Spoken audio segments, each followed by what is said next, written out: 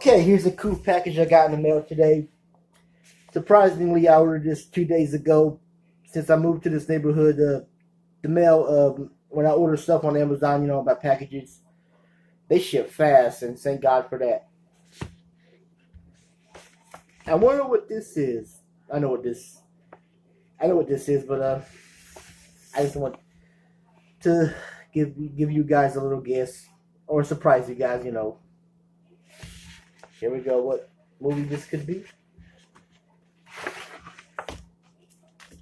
It's the 4-film collection. Repossessed, My Best Friend is a Vampire, Slaughter High, and Silent Night, Deadly Night, Better Watch Out.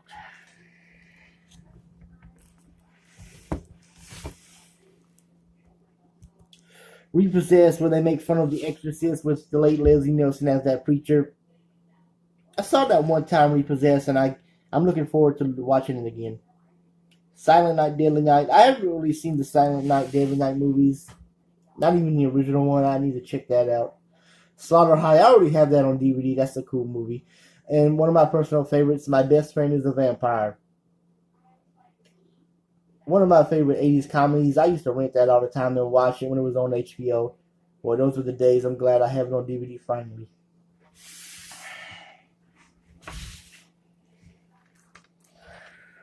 Yeah, the 4-film collection. Repossessed, Ready for a Devil of a Good Time. Linda Blair, the star of The Exorcist. Oh, Linda Blair reprises her role, kind of. Cool. I don't know if she's Reagan, but I only saw this one time. I really haven't seen this a lot, so. Linda Blair, the star of The Exorcist, will scare you silly when she's repossessed. Leslie Nielsen, one of the famous kind of comedic actors of the 80s. Airplane. He did the Naked Gun films. Those are cool films to watch. Adds his comic genius to the horror. I can't say that word right now. He already. The fun begins when grown-up Blair starts spewing curses and pea soup.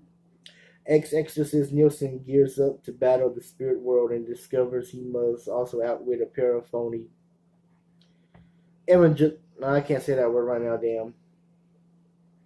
You gotta check that out. Repossessed. My Best Friend is a Vampire. Vampirism isn't all the honor it's made out to be. It's just an alternative lifestyle. You drink a bit of blood and get to live 10 times longer than anyone else. Nothing to it. At least that's what Jeremy. I knew this character's name was Jeremy. I didn't know his last name. Jeremy Capillo. Jeremy Capillo, played by Robert Sean Leonard from the show House MD, thinks when he gets a deep love bite from a hot date before he knows it. His reflection in the bathroom mirror has vanished. He can't stand the smell of garlic, and he's developed. Sorry, oh Lord. He's developed an overwhelming passion for raw steak. Things don't seem too bad until the arrival of vampire hunter Professor McCarthy. David Warner. I think he passed away 2 years ago. I could be wrong. I have to look him up.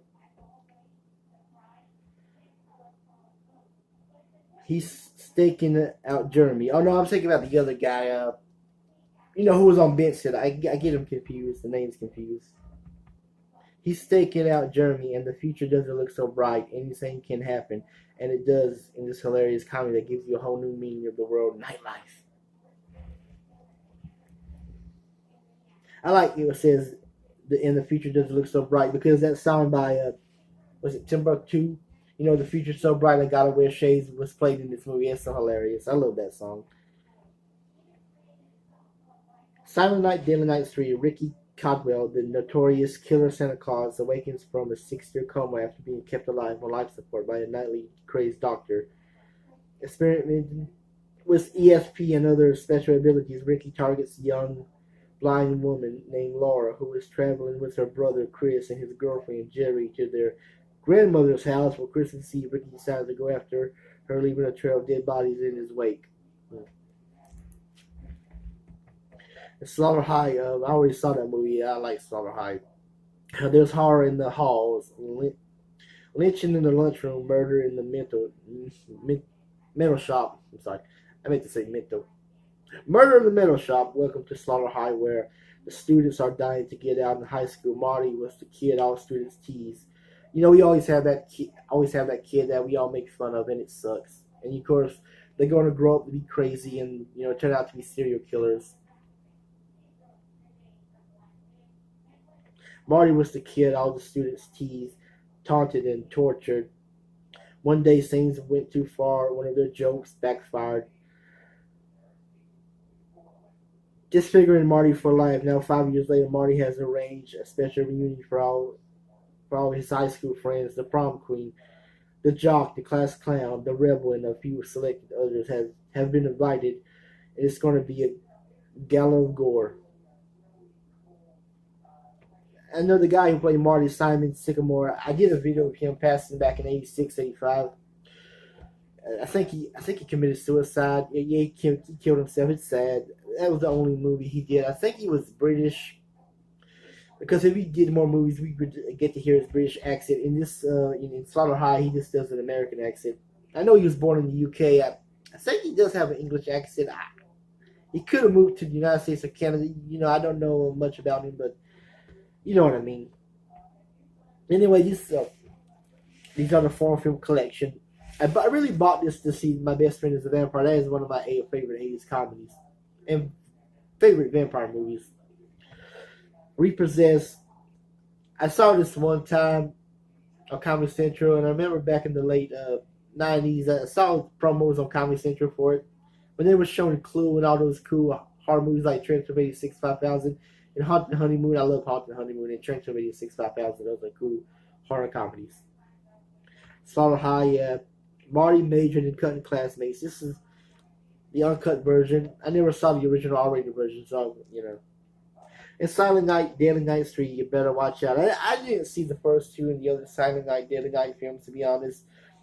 But I really got to see the original one where the kid, I think the character's name is Billy, who witnesses his parents get murdered by Santa Claus, and he grows up in the orphanage and with this strict Mother Teresa or nun figure. That's mostly I remember when somebody was reviewing it years ago when I saw the review.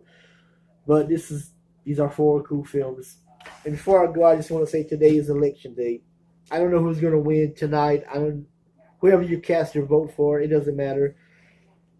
But whoever wins tonight, if let's say Trump does get reelected for 4 more years in 2024, or they probably start running for people. The candidates will start running for president in 2023. That early. But I guarantee you, if Mike Pence, the current VP, runs, if he decides to run, he'll get the nomination. History shows us the current vice president of the second-year term, they always get the nomination, whether it be Nixon in 60, he got defeated by Kennedy. George Bush in 88, he won. He defeated Michael Dukakis. Gore in 2000, he lost with the state of Florida. First he won Florida, and then he lost it to George W. Bush. And if Dick Cheney I guarantee you, if Dick Cheney would have run in 08, he would have gotten a nomination. He probably would have lost to Obama or whoever the candidate would have been. Because nobody was liking the Republicans at that time where all that, chaos was happening. 2016, Joe Biden, I don't know if Joe Biden would have gotten a nomination in 2016. I mean, he was the vice president at the time. He's the nominee now, but maybe they would have chose Hillary Clinton anyway. At the time, I was hoping for Biden to run. I didn't expect to vote for him, but at the time, I was hoping Hillary wouldn't get the nomination. I didn't want Hillary to be the Democratic nominee for president, and of course Trump defeated her. But now, former Vice President Biden is now the nominee. If Joe Biden does win, there will be a line of Republicans who want to run. Maybe Mike Pence will be the nominee in 2024. I'm sorry, I'm talking too fast. Maybe Mike Pence might be the nominee in 2024 if Joe Biden doesn't run.